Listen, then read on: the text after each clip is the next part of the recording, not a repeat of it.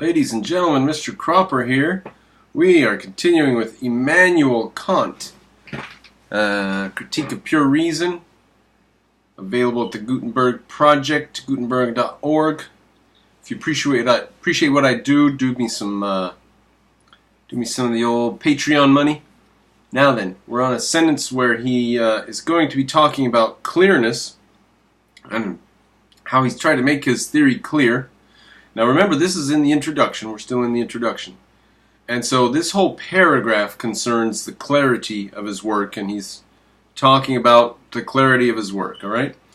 As regards clearness, the reader has a right to demand in the first place discursive or logical clearness, that is, on the basis of conceptions.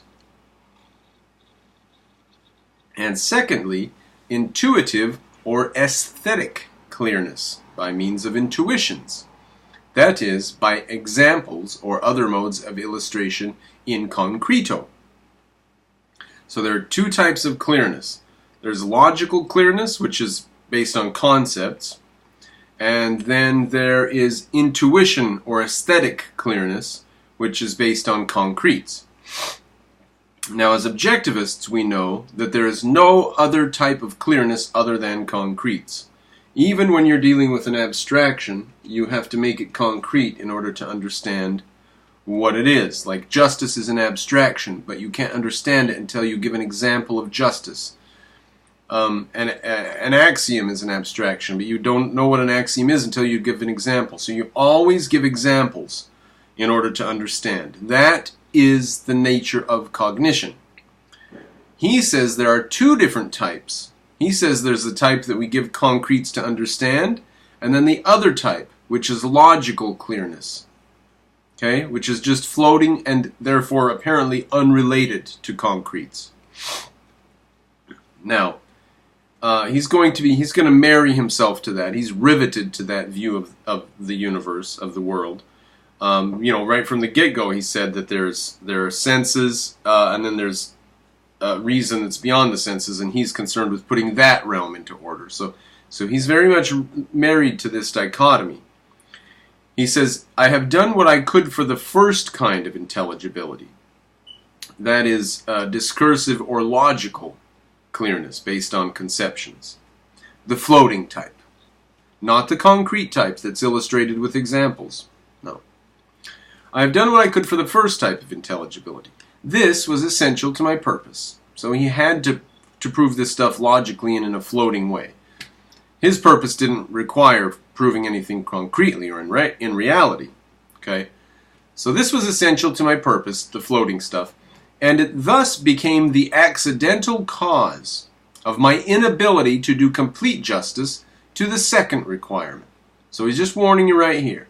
He is not giving examples. He is not concretizing. He will not be illustrating or explaining what he means.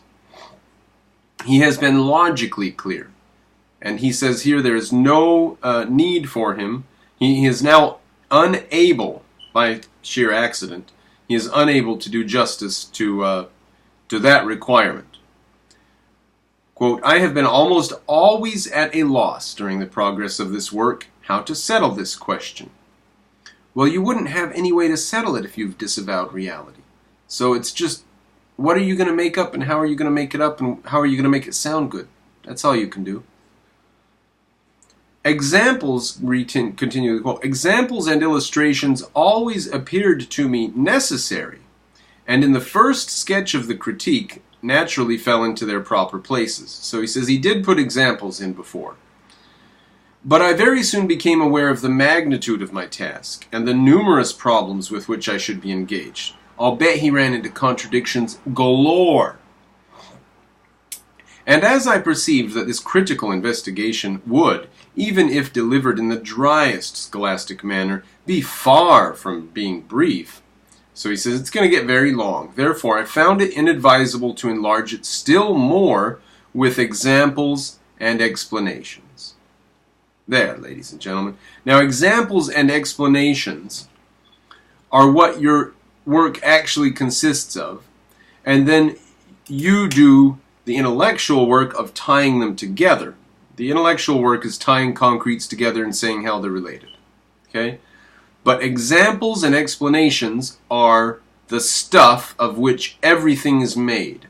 There isn't even philosophy without things, humans, wars, whatever. So examples and explanations are really all that exist. Now, if he cannot give examples and explanations, then he's not talking about stuff that exists. All right?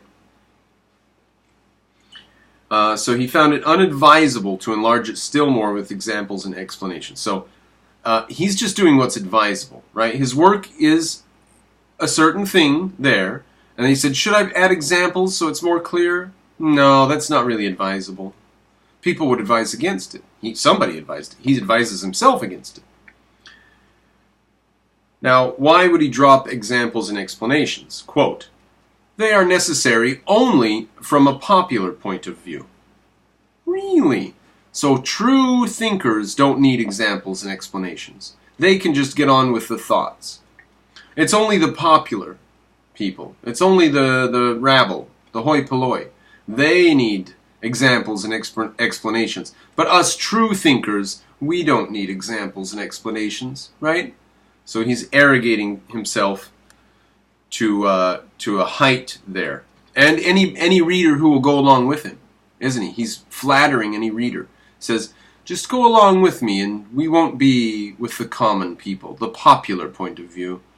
So come away from the popular point of view and be sophisticated like me. Okay? Really, really stuck-up guy here. I was induced to take this course from the consideration also that the present work is not intended for popular use. Right? So if you are reading this, then you are not a popular. You are a hoity-toity.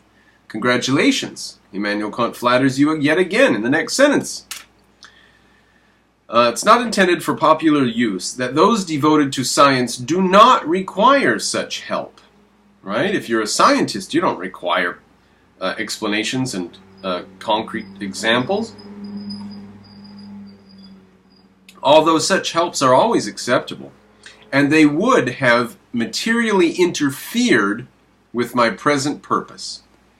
Now, how would giving an illustration of what he's talking about interfere with his present purpose? I wonder, because that's highly suspicious. So you can't explain what you mean, and you can't give an example of it. Nope, that would be an interference with my purpose.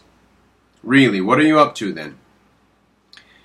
Abbe Terrasson remarks with great justice that if we estimate the size of a work, not from the number of its pages, but from the time which we require to make ourselves master of it, it may be said that many a book would be much shorter if it were not so short. So some books are too short, and it takes you a long time to figure out what they are, and if the author would have just doubled the length of the book, then you wouldn't have had to go through so much time figuring out what they meant. Okay? So such a book would have been much clearer if it had not been intended to be so very, short, if it were not so short. On the other hand, as regards the comprehensibility of a system of speculative cognition connected under a single principle, what is a system of speculative cognition under a single principle? As regards understanding that, whatever that is, we may say with equal justice that many a book would have been much clearer if it had not been intended to be so very clear. So the fact that they go on making their point and trying to clarify it and trying to explain it and giving examples, the fact that they go on whipping a dead horse makes them less clear. And he's not going to fall into that trap, ladies and gentlemen. He's going to be very clear by not giving examples and illustrations of what he means. Besides, that's just for the popular rabble. And that way, he can be clearer and more concise by not giving examples of what he means, by not giving illustrations or evidence. Okay. For explanations and examples and other helps to intelligibility aid us in the comprehension of parts, but they distract the attention, dissipate the mental power of the reader, and they stand in the way of his forming a clear conception of the whole. So examples might help you understand the parts, but you can't understand the whole through examples. You have to drop the examples and just understand the whole through clear conception. Distract his attention, dissipate the mental power, and stand in the way of his forming a clear conception. So in order to understand the whole, you have to form a clear conception. And in order to form a clear conception, apparently, you cannot worry yourself with evidences, explanations, and examples. Okay? So, as objectivists, we can see that this is terrible, terrible nonsense. Utter, utter nonsense. He says, I'm going to be clear by dispensing with reality and evidence. Okay? As he cannot attain soon enough to a survey of the system, and the coloring and embellishments bestow upon it prevent his observing its articulation and organization, which is the most important consideration with him when he comes to judge of its unity and stability. Okay. Because you can't get a survey of the system that's looking over the entire thing, and the coloring and embellishments bestowed upon it prevent his observing its articulation and organization. So, when you look at evidence, you're looking at coloring and embellishment, just little details. Evidence is just little details. Evidences and examples, explanations and examples are just little details. And they stop you, they prevent you from observing the articulation or organization, the entire organization of the thing. Because you're stuck looking at individual trees, you can't see the forest. Now, don't put it past Kant to talk in cliches and just fancy them up with nonsense. He's just saying that when you give people evidence, they can't see the forest for the trees. So he's going to do away with the evidence and just let you survey the forest like a master thinker. You know, not like one of these common people. Okay. Because we want to judge of the unity and stability of the idea. Alright, there we go, ladies and gentlemen. Now, the previous paragraph was shorter than that and took us 25 minutes. That paragraph was longer and only took us 12. So not bad. Next paragraph, the reader must naturally have a strong inducement to cooperate with the present author if he has formed the intention of erecting a complete and solid edifice of metaphysical science. So, if you want to understand science, then obviously you're going to want to cooperate with me as I write my garbage here, according to the plan now laid before you. Metaphysics, as here represented, is the only science which admits of completion, and with little labor, if it is united in a short time, so that nothing will be left to future generations except the task of illustrating and applying it didactically. Interestingly, that's something of what Ayn Rand left to us, but Kant did leave a system that future generations just need to fill in and apply. That's true, and they've been filling it in and applying it. Everybody from the communists to the Nazis to the postmodernists. Okay, illustrating and applying it didactically. For this science is nothing more than the inventory of all that is given us by pure reason, systematically arranged. The science that he's going to set up for us is everything that is given to us by pure reason. And he's just going to arrange it using Aristotle's rules of logic. The rules of formal logic. Nothing can escape our notice, for what reason produces from itself cannot lie concealed. Alright, so he thinks that by going into the mind and ignoring reality, we're going to be able to look at everything. Right? Because we're not going to be fooled by our senses or anything like that. Just going inside the mind, when we go inside the mind, quote, nothing can escape our notice. So we'll just be able to figure out everything if we go inside our mind. For what reason produces from itself cannot lie concealed. So we'll just go inside the mind and figure everything out, because Reason can't hide anything in there.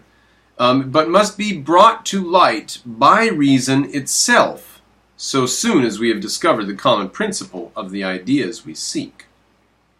Just go inside and look and look and look and look until you find a principle.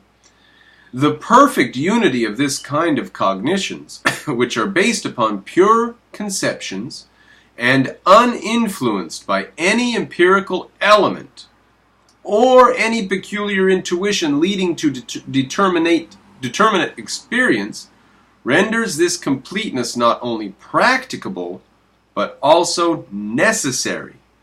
That might be a big leap there to call it necessary, but he's saying at least it's practicable. He says, don't worry about it, this will work just fine. The perfect unity of this kind of cognitions, which are based upon pure conceptions and uninfluenced by the empirical data or any particular intuition leading to determinate experience, renders this complete. Okay, because these kind of cognitions are a perfect unity.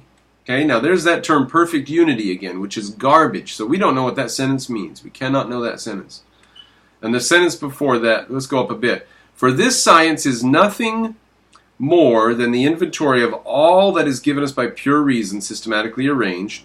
Nothing can escape our notice, for what reason produces from itself cannot lie concealed, but must be brought to life by reason itself, so soon as we have discovered the common principle of the ideas we seek. So he just says we're going to go inside of our mind, and it's absolutely necessary, because all of the things inside there are of a perfect unity, that the things that we seek and find it's going to be perfectly practical, and it's also necessary that we do it this way. There. Is that clear, ladies and gentlemen? We're going to go on to the next paragraph. Is that clear to you now? Okay? So, he's abandoning logic and evidence, or no, he's taking logic with him. That's right. He's abandoning evidence and illustrations. But it's necessary. It's practicable, and it is necessary. Okay? Such a system of pure speculative reason I hope to be able to publish under the title of Metaphysics of Nature, in contradistinction to the Metaphysics of Ethics. This work was never published. Okay. The content of this work, which will not be half so long, will be very much richer than that of the present critique, which has to discover the sources of this cognition and expose the conditions of its possibility, and at the same time to clear and level a fit foundation for the scientific edifice. We don't know what clearing and leveling a fit foundation would mean in a floating reality, but the earlier part of that sentence, such a system of pure speculative reason I hope to be able to publish. The content of this work will be very much richer than the present critique, which has to discover the sources of this cognition and expose the conditions of its possibility. Alright, so the present critique has to discover the sources of this cognition and expose the conditions of its possibility. Now, what are the conditions of its possibility? Of cognition, the conditions of the possibility and the sources of cognition. Okay, what the hell are those? But that's what the present work is doing, okay? As opposed to this other work that he actually never did write. Alright, for the scientific edifice. In the present work, I look for the patient hearing and the impartiality of a judge. Oh, right after he throws a sentence full of the most utter nonsense at us. Right after a sentence full of garbage that you cannot understand.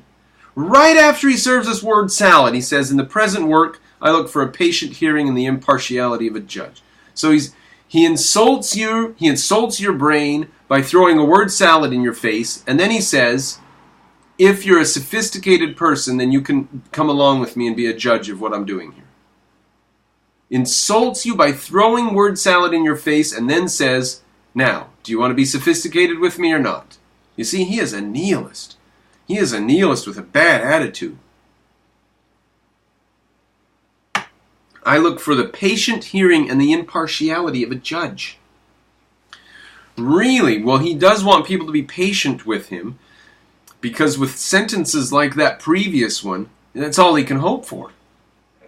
Can't hope for people to understand him. In the other, for the goodwill and assistance of a co-laborer. So he's saying, not only do you have the option of coming along with me and trying to understand this project, but you can also offer your goodwill and assistance and help me work out the problems in this field. The goodwill and assistance of a co-laborer. Really. He's really flattering the audience right there. After throwing word salad in their face. What a jerk. Okay. For however complete the list of principles for this system may be in the critique, the correctness of the system requires that no deduced conceptions should be absent. Who knows what a deduced conception is? But he says that if the system is to be correct, then it is required that there should not be any absent deduced conceptions. So all deduced conceptions have to be present and accounted for. Okay? These cannot be presented a priori, but must be gradually discovered. And while the synthesis of conceptions has been fully exhausted in the critique, it is necessary that in the proposed work the same should be the case with their analysis. But this would be rather an amusement than a labor. These cannot be presented before the senses, but must be gradually discovered. What are these things? Whatever he was talking about. And while the synthesis of conceptions has been fully exhausted in the critique, it is necessary that in the proposed work the same should be the case with their analysis. So he's synthesized them, but he hasn't analyzed them. Now, synthesis is in the floating world, and analysis is in our world. So he's saying, I've created a floating system. I've synthesized these conceptions. And in this floating system, everything's fine. But eventually, in the proposed work, we're going to have to work out the case with analysis, and that will be an amusement rather than a labor. So, in other words, what I've done so far has been laborious, but continuing this and explaining and expounding on it and really understanding it, giving examples of it, illustrating it. That is amusement. That's just amusement. He's done the work and the heavy lifting by creating these categories of floating nonsense. And if anybody wants to come along and actually do the dirty work of breaking them down to reality and explaining exactly what he really means in reality, if anybody wants to come along and do that, that is rather an amusement than a labor. One of the most stuck-up individuals in the history of mankind. Now, we're getting on to the preface of the second edition, 1787, and 23 minutes. I'm not going to start into the second preface, but there you are, ladies and gentlemen. If you've made it this far, that is the end of the preface to the first edition, 1781. My next video will be a preface to the second edition, 1787, so we'll see what he changed in 6 years of time when we go to the next video. Thank you for joining me. Throw me some money on Patreon if you appreciate what I do, and I'll see you on the interwebs.